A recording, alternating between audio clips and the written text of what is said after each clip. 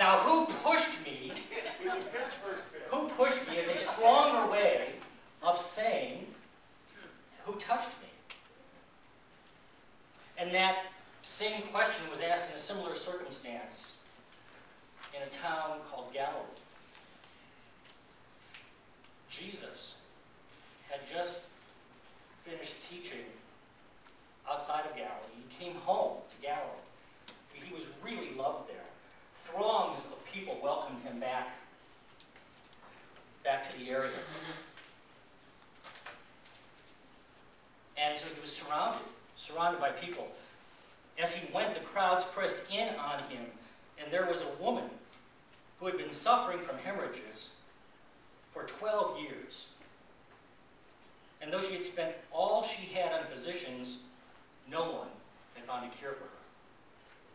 She came up behind him and touched the fringe of his clothes. And immediately her hemorrhage stopped.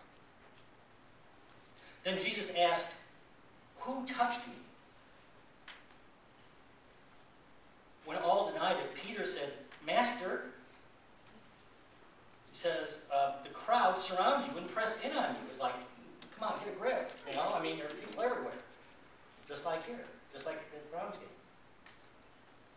But Jesus said, "Someone touched me, for I felt the power had gone out of me."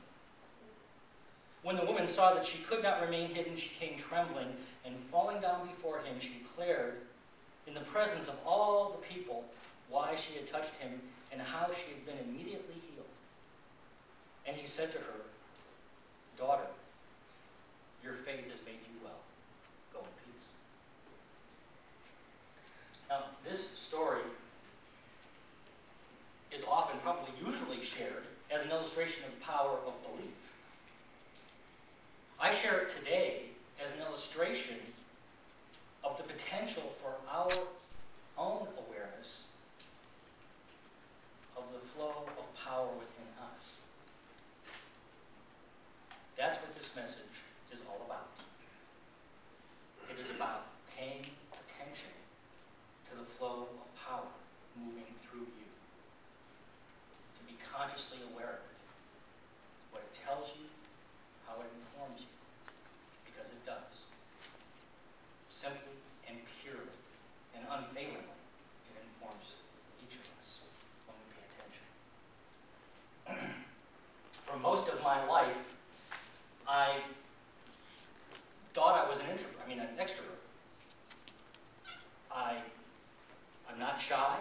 I'm not retiring. I enjoy public speaking and teaching. I'm very comfortable up here. Usually.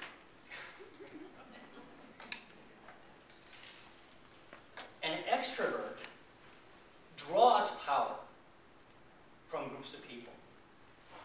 They can go to 5 different social gatherings in one evening and come home absolutely charged.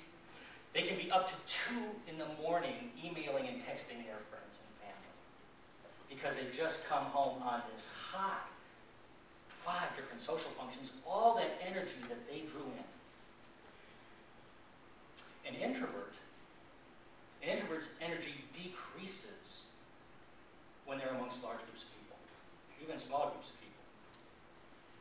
Not that they don't like people, not that they don't love people. This isn't a good bad at all. It's not that. It's simply a thing. Their energy decreases amongst people. I'm certainly not an introvert. All right? I mean, not an introvert. But when I was at seminary at Unity Institute, I came to an understanding that I am really neither an extrovert nor an introvert. I am does anybody know? Ambivert. Thank you. I'm an ambivert. An ambivert. An ambivert is really not an extrovert and really not an introvert. An ambivert is in the middle. It's akin to ambidextrous. It has something of both. Of both.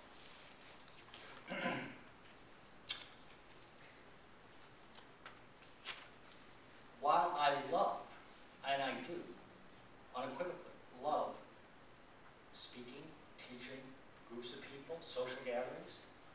after those occasions, I need to go home. I need my alone time. I need my cave time. I need to go back into my cave alone. I need to recharge.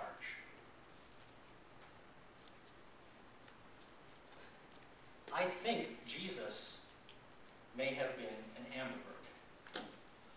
Throughout the Gospels, and you read about what he did, it says over and over again, almost every time after he was with a group teaching, he would go off by himself.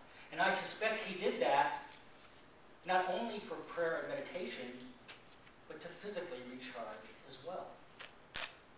So I'm not saying he was an ambivert, I'm just saying he kind of looks, from the evidence I have, that he was an ambivert.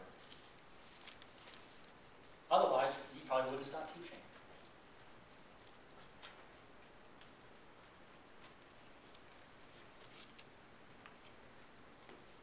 I know being an ambivert, being an extrovert or an introvert, or an ambivert, none of those preclude you from being anything that you want to be.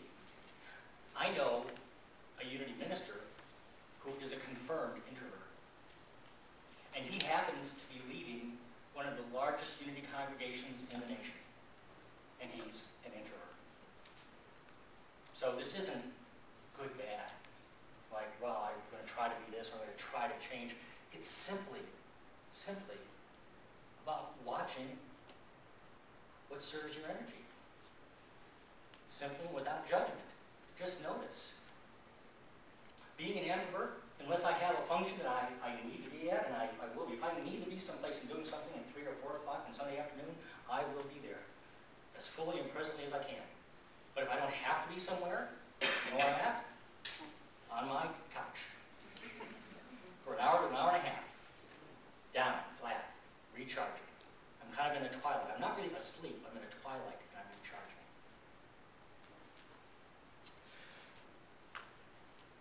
We'll take a poll. You don't have to participate in this. It's just completely voluntary, like everything here is.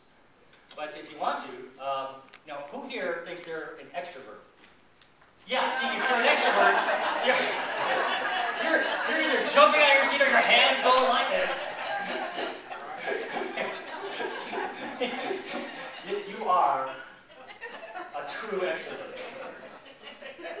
What about introverts? See, that's pretty good. If you're an introvert, you might be going, I don't know how to. And ambiverts, if you're an ambivert, your hand might be going like this.